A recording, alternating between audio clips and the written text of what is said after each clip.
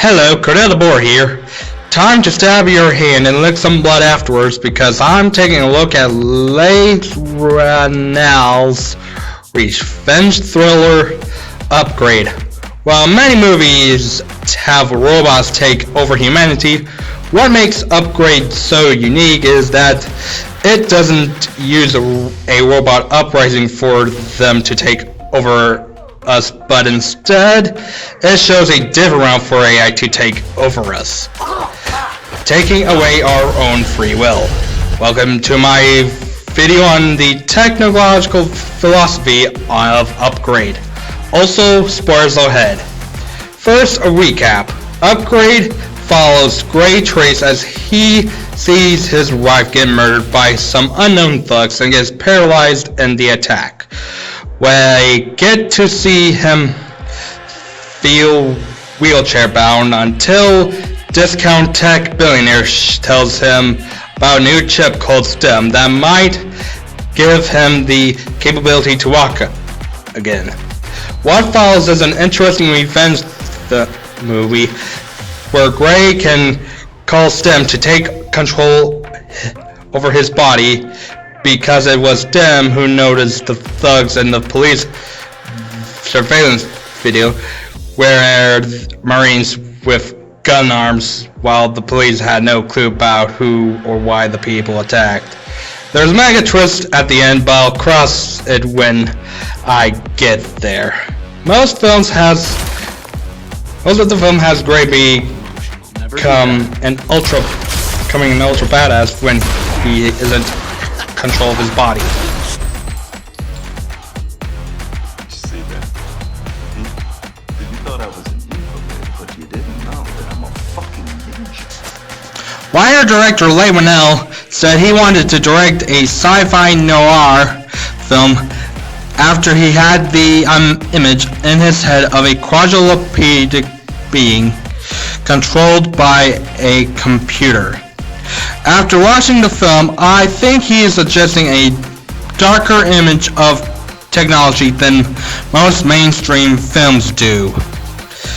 Throughout the movie, STEM tells Gray the things he needs to do if he needs to go on this revenge tale.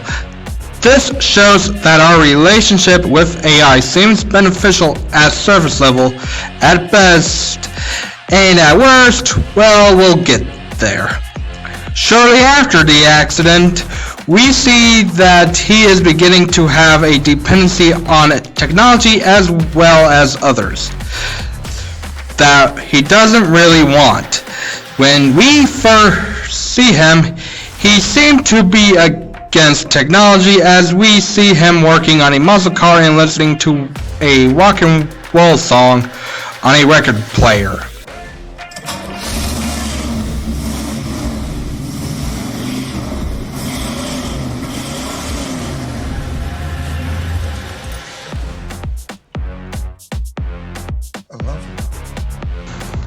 He even tells his wife that he would rather make a pizza than just print one. Want to print a pizza? He is even against STEM when we first sees it. But since the accident, we see that he still doesn't want to ask somebody or something to do something that he used to do all by himself. He just wants to go into the garage and fix non-driving cars and drink beer.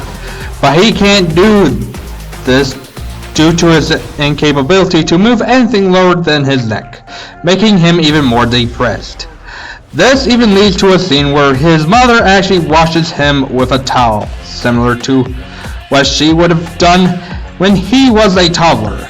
Shortly after this, we see him go to the police to see if they found anything about the incident, and in the Vigilante Justice form, they haven't got a clue. This makes him angry, even having him rant about the abundance of surveillance the cops own on everyone. The way what you're saying is you have all these things flying above our heads. They can read the ID chips in our fillings. They don't actually do anything. There is a term for the idea that a film seems to be pointing fun at. Technophilia. The term emerged in the 1960s to describe the fascination of technology among those that weren't technophobics. To technophiliacs, technology is a means to improve our lives.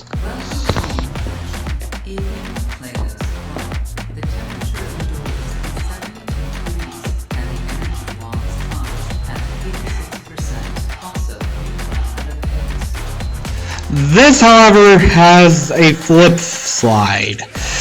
Technophiliacs regard all tech to be good and adopt new technology enthusiastically. In other words, there is absolutely no, harmful effects of technology, and instead being the savior of all men.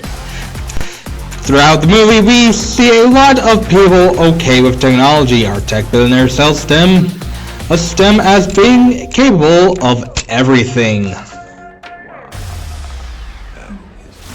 does it take? Literally anything. It can drive anything, talk to anything, calculate anything. It's in you, better brain. We also see that most people don't drive cars, but the cars drive themselves. And technophilia isn't just an acceptance of technological benefits, it's also the idea that we'll make better humans. Rather, it's giving us more powerful eyes, This is world first. or give us gun arms.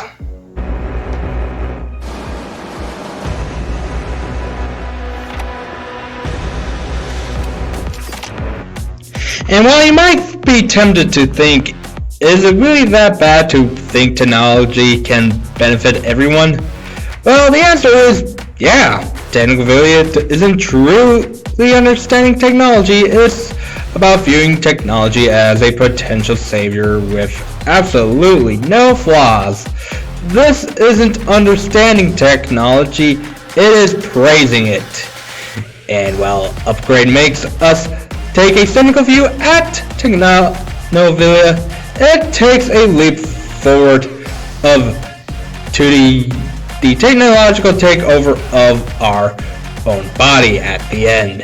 Early in the film, we see our tech billionaire has context that gives him more precise vision.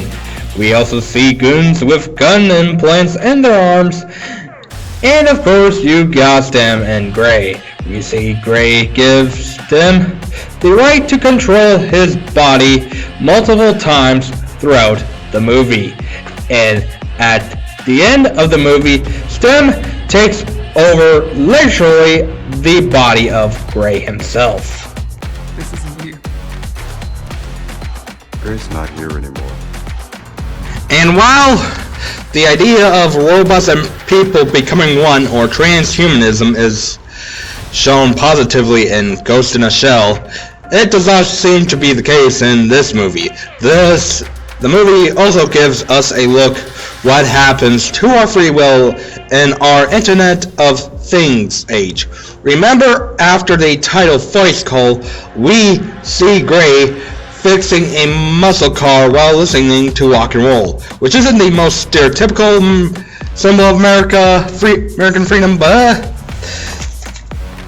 the only thing more American would be wearing a MAGA hat at a football game, or just being Florida man. We contrast this with his wife, who owns a self-driving car and one of those future Alexas.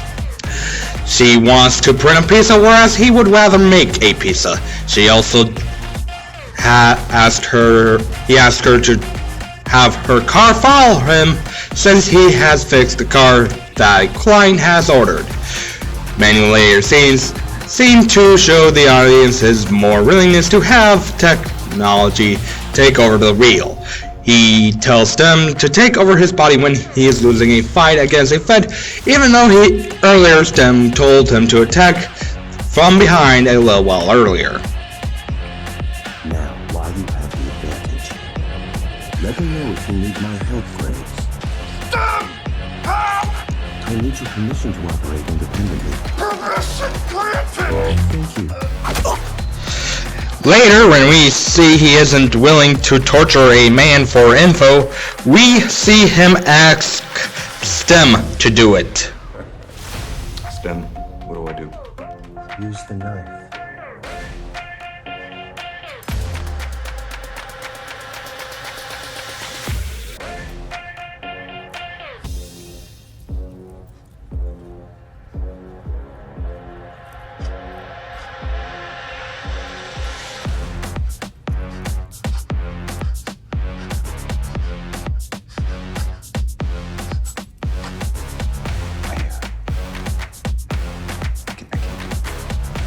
I can do it for you. You don't even have to look. Okay, good. I'm not who you talking to? Crazy. No. We even have a scene where we see him lying to a cop only to learn that Stem helped him.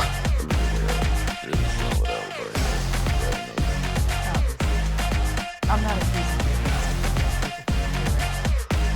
It's just, strange.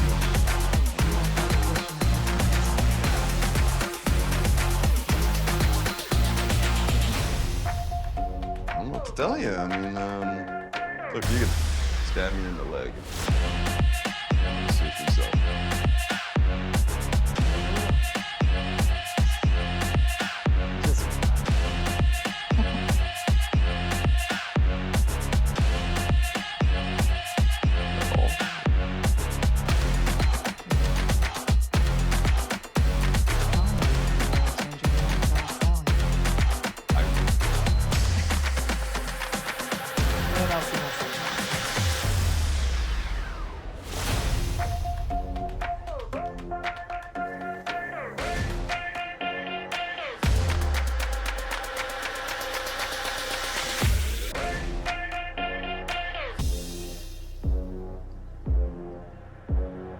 What should I do? And when Stem is being shut down at an apartment filled with people doing VR, we see him crawling on the floor helplessly. This seems to give us some laughs as we see him reacting to what his body's doing / has done, as well as make us somewhat disturbed of what Stem can do to people via Gray. We see that he has a hard time Gray has a hard time controlling Stem as the movie goes on. No. Okay, enough. Stem, enough! You now have full control of your brain.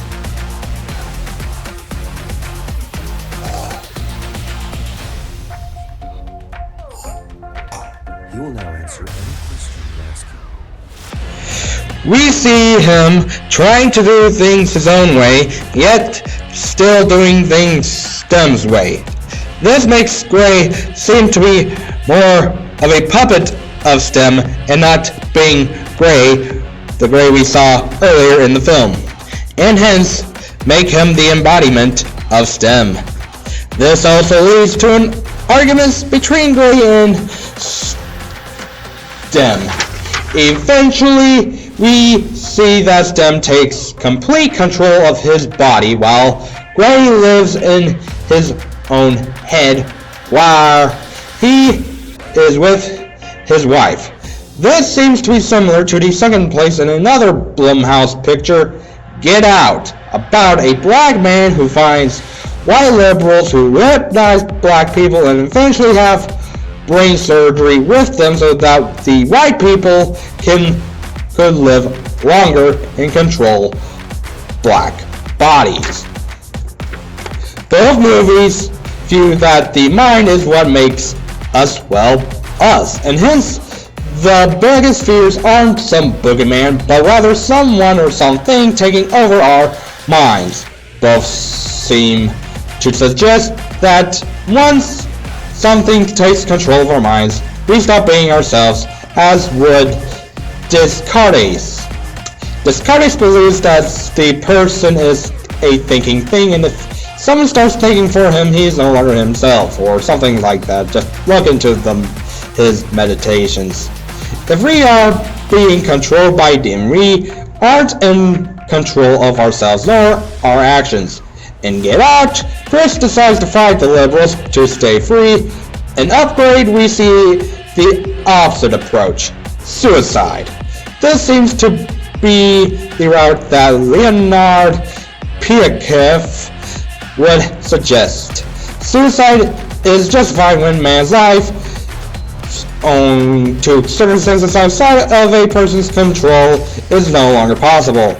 This seems to be because it's better to be free than it is to not be free. However, this seems to be the downfall of Gray, as this immense Stem's takeover of his body. When Stem says that Gray is in his own world, he claims that a fake world is far less painful than the real world, which is similar to what Jamie says when she explains why people would VR for days. What are they doing? Yeah. How long do they VR for? Days. Weeks. Do they sleep? Nope. Why someone would choose to live in a fake world I will never understand. The fake world is a lot less painful than the real one. In other words, Gray's mind seems to be similar to a VR headset, where the real Gray is living a fake life with his wife, while the Gray's body is actually being controlled by Stem. The real Gray is potentially no more. Stem has taken over him and put Gray's mind to the side. Shortly after killing the cop, Stem actually seems to lick/drink some blood from his hand room, probably wondering what it's like to taste and what blood tastes like. Stem wanted a human body, and now he has one. While most people see this as a sci-fi revenge movie, it actually counts as a body horror film according to Wikipedia. Which makes sense too to the fact that both the director and producers are known for body horror movies. Leigh for the Saw franchise, Jason Blum for like 90% of horror movies these days. For this, the film has multiple bloody and violent deaths. Stay down, man. Stem, he's got a knife! Stem! I can see that. We have enough Just stab him! Trying to piss him off? Okay. All right. So, what's the plan? What are we doing? Stem! Stop him!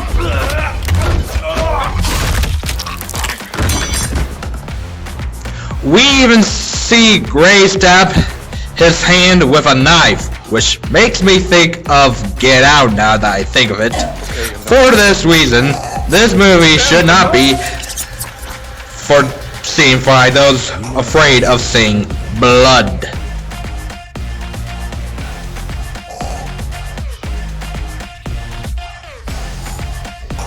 You will now answer any question you ask. Okay, hey, go ahead. What's your name?